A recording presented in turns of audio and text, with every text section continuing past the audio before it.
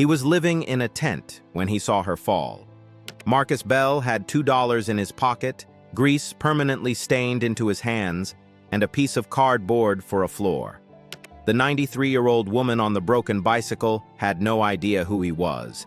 But by the next morning, a black stretch limousine was parked on the gravel path outside his tent, and a driver in a pressed suit was calling his name. "Mr. Bell, Mrs. Whitmore sent me. It's about what you did yesterday." Marcus stood at the flap of his tent, heart pounding, certain he was in some kind of trouble. He had no way of knowing that the rusty old bicycle he'd fixed with his bare hands was worth more than every car he'd ever repaired in his life, or that the tiny woman who rode it was about to change everything. To understand how a homeless man ended up with a limousine outside his tent, you have to go back 24 hours. And really, you have to go back 3 years. 3 years earlier, Marcus Bell had a life, a good one. He ran a small repair shop on the east side, Bell's Garage, the kind of place where he fixed brakes for single mothers at cost and let old men sit around drinking coffee while he worked. He'd been a mechanic since he was 16, trained by his father, and there was nothing with wheels and a chain or an engine that Marcus couldn't bring back to life. People in the neighborhood said his hands could hear metal. Then his wife, Denise, got sick, stage 4. The treatments came fast and the bills came faster. Marcus sold the equipment first, then the shop, then the house. He would have sold his own heartbeat if it bought her 1 more year. It bought her 14 months. When Denise passed, Marcus was 50 years old, bankrupt, and alone, sitting in an empty living room he no longer owned. The fall after that was quiet. That's the part nobody tells you. It wasn't dramatic. It was a couch at his cousin's place, then a shelter bed, then a waiting list, then a tent along the River Greenway on the edge of downtown. Gray tarp, sleeping bag, a camp stove, and one thing he refused to let go of no matter how hungry he got. A worn leather tool roll with his father's initials burned into the corner. Wrenches, spoke keys, a chain tool, all of it oiled and wrapped like something sacred. People walked past his tent every single day. Joggers, commuters, kids on scooters. Most of them looked straight through him like he was part of the landscape. Marcus understood. He used to be one of them. Then came that Tuesday morning in October.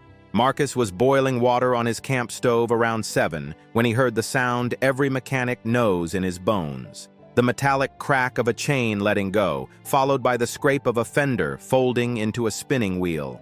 He looked up and saw a tiny, white-haired woman wobble, fight the handlebars, and go down slow onto the grass beside the paved path, the bicycle collapsing on top of her.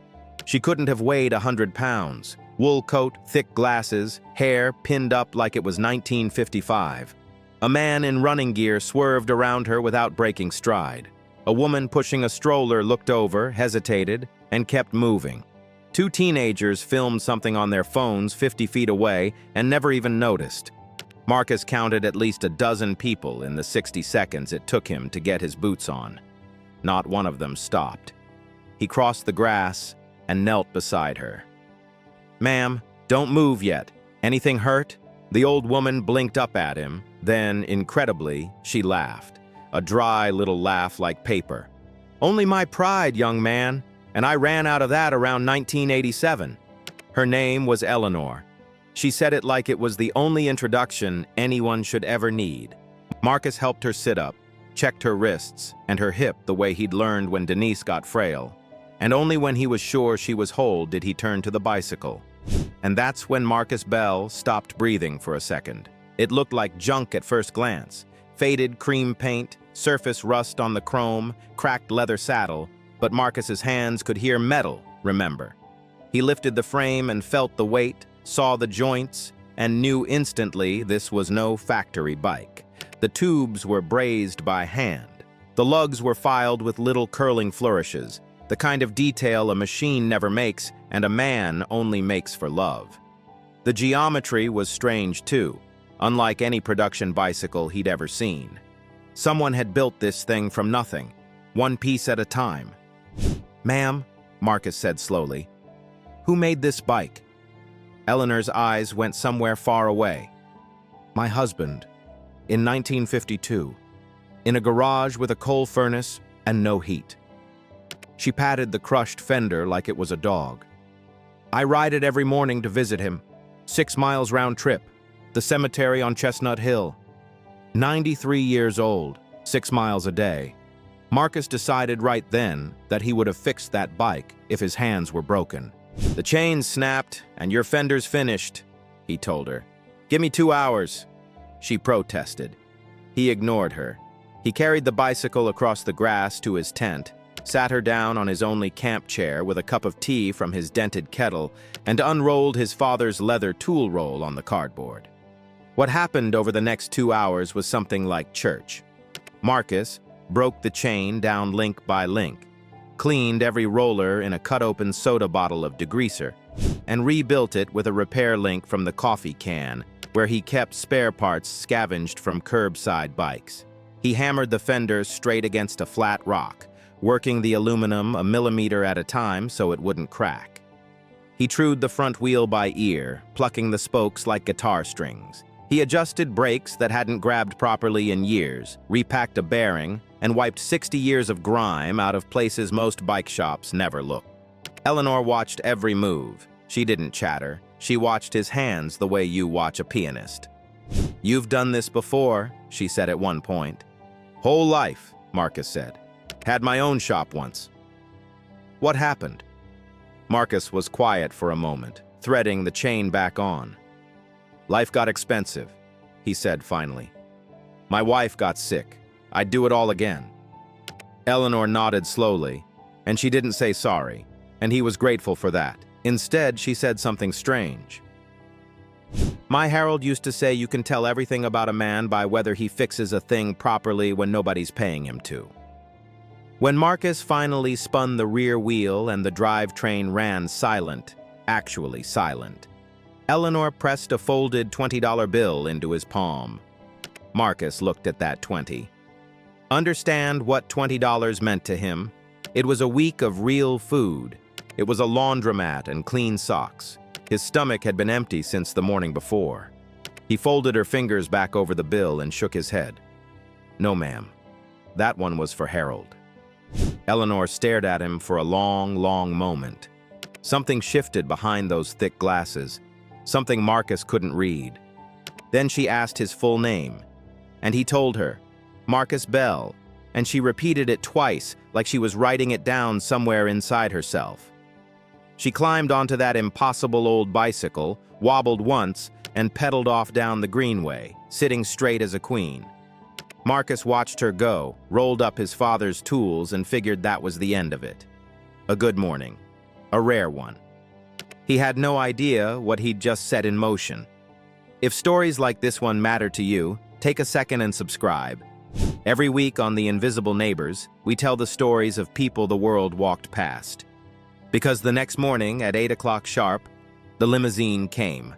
Marcus heard the tires on the gravel before he saw it. A black Cadillac stretch, absurd and gleaming, easing down the maintenance path along the greenway like a whale swimming up a creek. It stopped directly in front of his tent. Joggers slowed down to stare. A man in a black suit stepped out, checked a photograph on his phone, and looked right at him. "Marcus Bell?" Marcus's whole body went tense. Men in suits had never once brought him good news.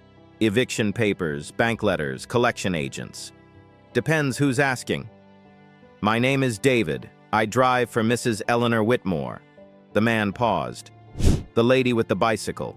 She'd like to see you. She said to tell you, and I'm quoting her, that she doesn't take no for an answer, and she's older than your stubbornness. Whitmore." The name landed somewhere in the back of Marcus's mind and rattled around. He knew that name. Everybody in that city knew that name. They just didn't think about it.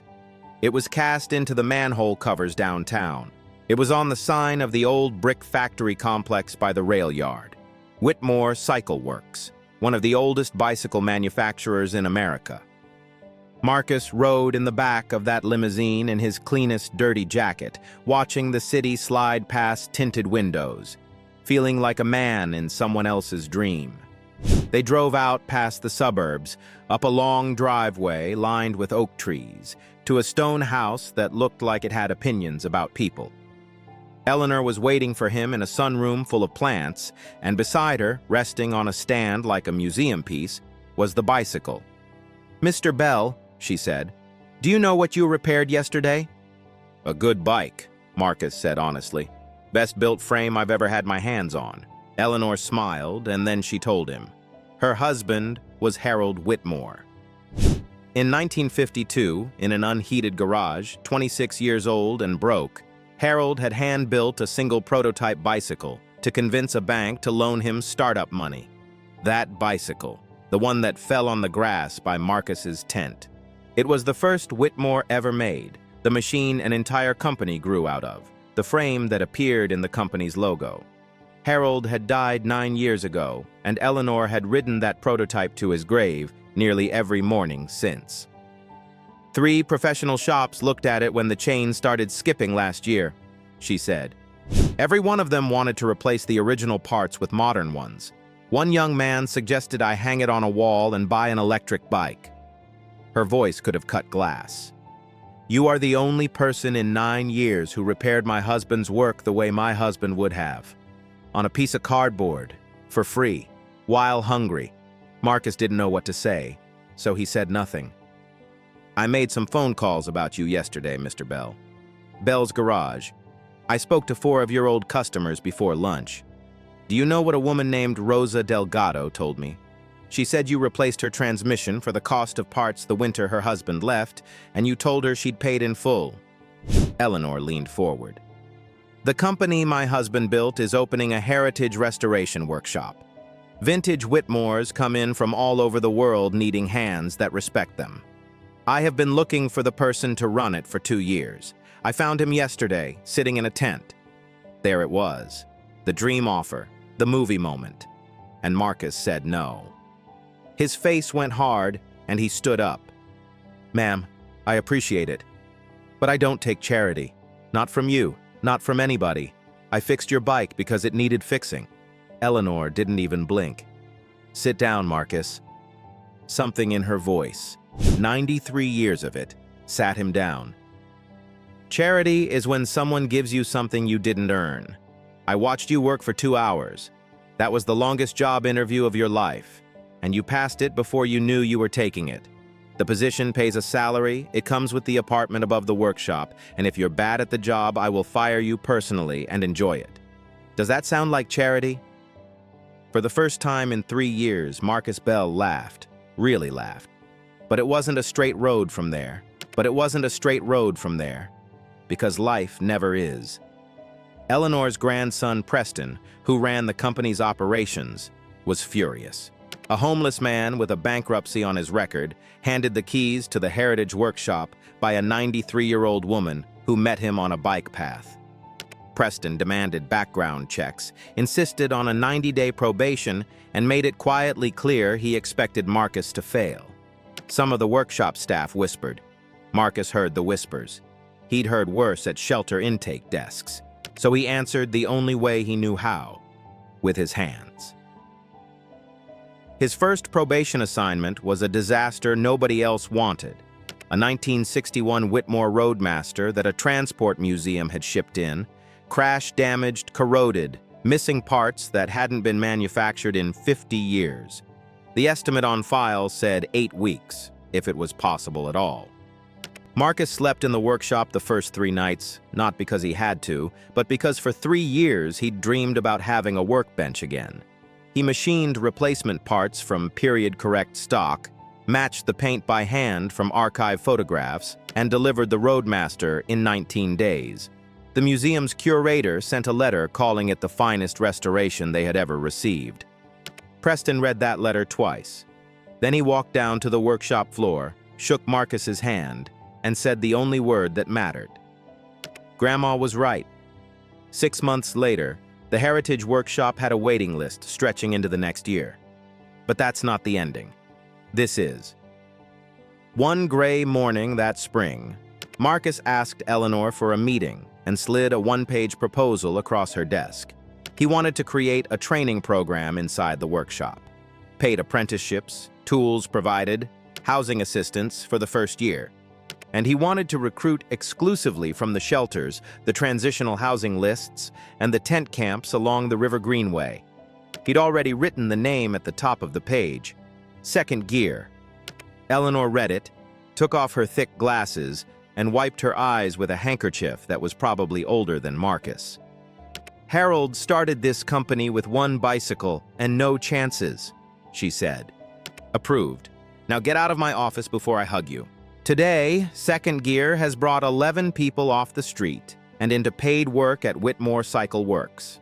One of them is a former electrician named Denny who lived 4 tenths down from Marcus. Another is a young Army veteran named Keisha, who trues wheels by ear now, the way Marcus taught her, plucking spokes like guitar strings. And every October, on the anniversary of that Tuesday morning, Marcus walks down to the River Greenway before sunrise. He carries coffee and breakfast sandwiches, and he sits with whoever is living there now, and he talks to them like they're people, because they are. He knows their names. He asks about their hands, what they used to build, what they used to fix. The world sees a tent. Marcus sees a workbench waiting to happen. Eleanor still rides the 1952 prototype to Chestnut Hill every morning she's able. But now, most mornings, a former homeless mechanic rides beside her on a bicycle he built himself, matching her pace exactly, 6 miles round trip. They don't talk much on those rides. They don't need to. She saw him when the whole world walked past.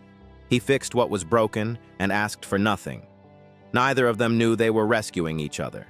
Kindness doesn't check your bank account before it works. And sometimes the person the world stepped over is the exact person the world was waiting for. So here's my question for you. When was the last time you actually stopped? Not slowed down, not looked over. Stopped. Tell us in the comments about the moment someone saw you when everybody else kept walking, or the moment you were the one who stopped. That's the whole reason the Invisible Neighbors exists. The people in these stories were standing right there the entire time. Somebody just had to look.